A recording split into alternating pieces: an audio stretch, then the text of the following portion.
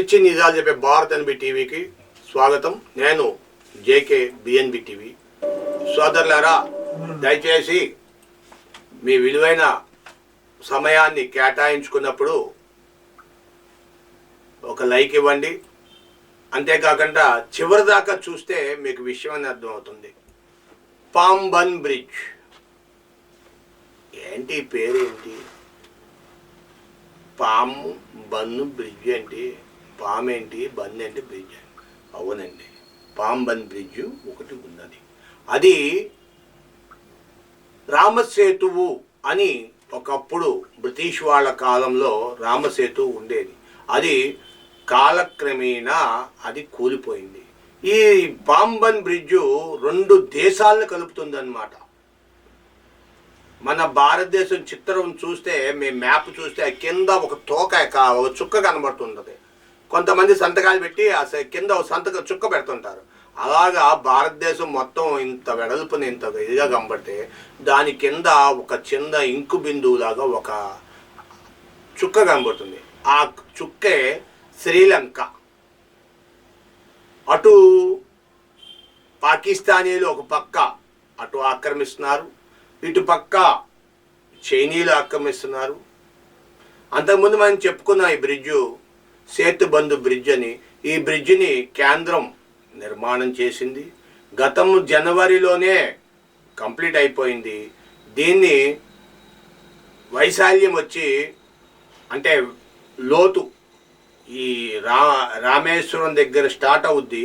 అటు శ్రీలంక అంటే కొలంబియా వెళ్ళిపోతుంది.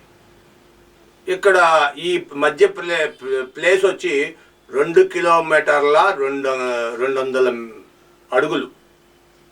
అయితే మన రాజమండ్రి ధవళేశ్వరం బ్రిడ్జిని చూసారో, మన గోదావరి బ్రిడ్జ్, ఇది ఎంత అనుకుంటున్నారు? 3.2 కిలోమీటర్లు. మన రాజమండ్రి బ్రిడ్జి కంటే పెద్దదేం కాదు, కానీ చాలామంది ఆంధ్ర వాళ్ళకి తెలుసుద్ది రాజమండ్రి బ్రిడ్జ్ ఎంత ఉందో. లేకపోతే గోదావరి బ్రిడ్జ్ వచ్చింది, గోదావరి బ్రిడ్జ్ మీద వెళ్తున్నాం వస్తున్నాం అంటారు. అంతవరకే కానీ అది ఎంత పొడుగుంది, ఎంత వెడల్పు ఉంది, ఎప్పుడు కట్టారు, ఏంటి అనేది చాలామందికి తెలియదు. పట్టించుకోరు, మనకు అవసరం లేదని వదిలేస్తారు.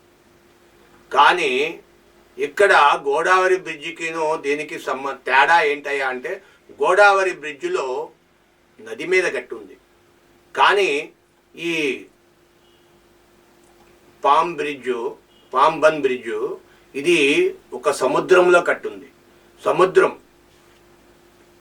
హిందూ సముద్రం, ఇండియన్ ఓషన్లో కట్టుంది. ఈ ఓషన్ దీనివల్ల ఇక్కడ ఉప్పు ఉంటుంది. సముద్రం నీటిలో ఉప్పు ఉంటుంది. ఆ ఉప్పు వల్ల తుప్పు పడుతుంది. ఆ తుప్పు బట్టి ఆ వస్తువు పాడైపోవటానికి ఛాన్సెస్ ఎక్కువ ఉంటాయి. మరి గోదావరి బ్రిడ్జిలో కూడా తుప్పు పడుతుంది, కానీ నీళ్ళకి తుప్పు పట్టేది 1% అయితే ఇక్కడ సముద్రంలో అదే సమయానికి 10 నుండి 50% తుప్పు పడుతుంది. కనుక దానిపైన దట్టమైన 3 లేయర్లు పెయింట్లు వేశారు.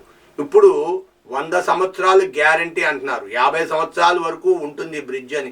గతంలో బ్రిడ్జులు ఉండేవి, ఆ బ్రిడ్జ్ పడిపోయినాక వేరే బ్రిడ్జ్ కట్టారు, అది కూడా పడిపోయింది. ఇప్పుడు రామసేతు కనబడింది. మన మోడీ గారు ఇవాళ ప్రారంభించారు ఆ బ్రిడ్జిని. 2 దేశాలకి మళ్ళీ రాకపోకలు మొదలైనవి.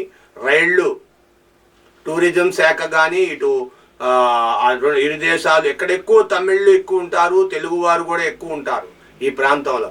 కాబట్టి వీళ్ళందరూ కూడా తమ బంధువులని చూడాలంటే విమానంలో వెళ్ళి చూడాలి, హెలికాప్టర్లు వెళ్ళి చూడాలి. అదంతా చాలా ఖర్చుతో కూడింది.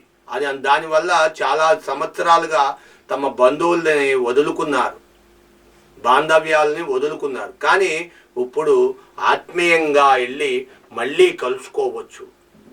ఇప్పుడు వేసింది ఒక్క ట్రైనే వేశారు. ఆ ట్రైను ఒక ట్రాకే, రైల్వే ట్రాక్. ట్రైన్ అంటే ట్రైన్లు ఉన్నాయి, కానీ ఒక్క ట్రాకే.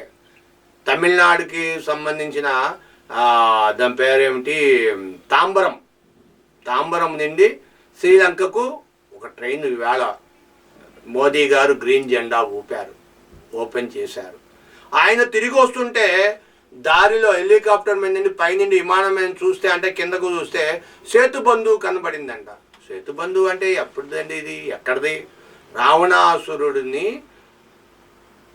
పట్టుకుండానికి వానర సైన్యం దాని మీద నుండి వెళ్ళి రాముడికి ఒక కష్టం వస్తే ఆ కష్టం నుండి రావణాసురుడికి సమస్య అందువల్ల ఆ లంకకి వెళ్ళి లంకలో అంటే ఇంక ఓపెన్ చెప్పేస్తా, లంకలో సీతమ్మని అపహరించి దాశారు.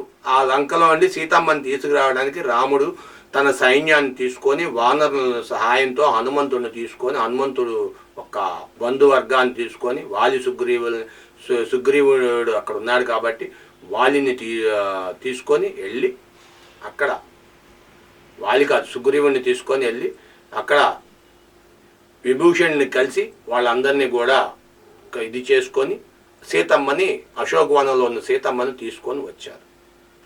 అది రామాయణం. అప్పుడు కట్టిన బ్రిడ్జు సేతుబంధు. ఆ బ్రిడ్జు కాలక్రమేణా పడిపోయింది. ఇప్పుడు మళ్ళీ కొత్త బ్రిడ్జ్ కట్టారు.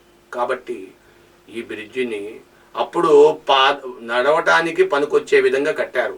అప్పుడు రైళ్ళు తక్కువ, కానీ ఇప్పుడు రైళ్ళు లేవు. ఇప్పుడు రైళ్ళు ఉన్నాయి కానీ నడవటానికి వీలు లేదు. ఆ బ్రిడ్జ్ మీద నడిచి వెళ్ళటానికి కుదరదు, కేవలం రైల్లోనే వెళ్ళాలి. అది కూడా వేస్తారంట త్వరలో. రోడ్డు మార్గం కూడా పెడతామంటున్నారు. మరి ఏం జరుగుతుందో చూద్దాం. ఎనీవే ఈ రాముల వారి కళ్యాణం రోజున మీకు రామసేతుకు బదులుగా పాంబన్ బ్రిడ్జిని భారతదేశం ప్రజలకి అటు శ్రీలంక ప్రజలకి గిఫ్ట్గా ఇచ్చిన కేంద్ర ప్రభుత్వాన్ని మనం ధన్యవాదాలు తెలియజేద్దాం. Thank you. ఇకపోతే అయోధ్యలో రాముడు భద్రాద్రి రాముడు బాలరాముడుగా అక్కడ జన్మించాడు. ఆయన మీకు తెలుసో లేదో తెలియదు, శ్రీరామనవమి రోజునే ఆయన పుట్టాడు. అంటే నవమి రోజునే పుట్టాడు, నవమి రోజునే పెళ్లి చేసుకున్నాడు, నవమి రోజునే పట్టాభిషేకం చేసుకున్నాడు.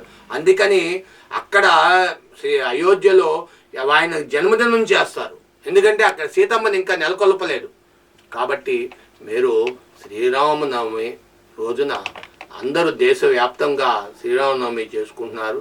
నిత్య కళ్యాణం పచ్చతోరణం అని ఆ శ్రీరాముడిని అందరూ ధ్యానం చేసుకుంటూ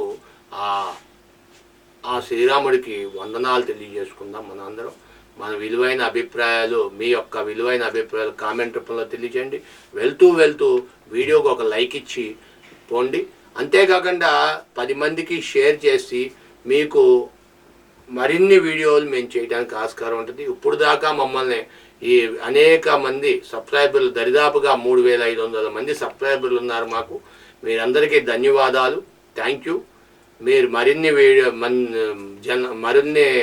ఫీవర్లో సబ్స్క్రైబ్ చేసుకుంటే మరిన్ని వీడియోలు చేయడానికి ఆస్కారం ఉంటుంది. Thank you for watching our channel, your channel. Thank you.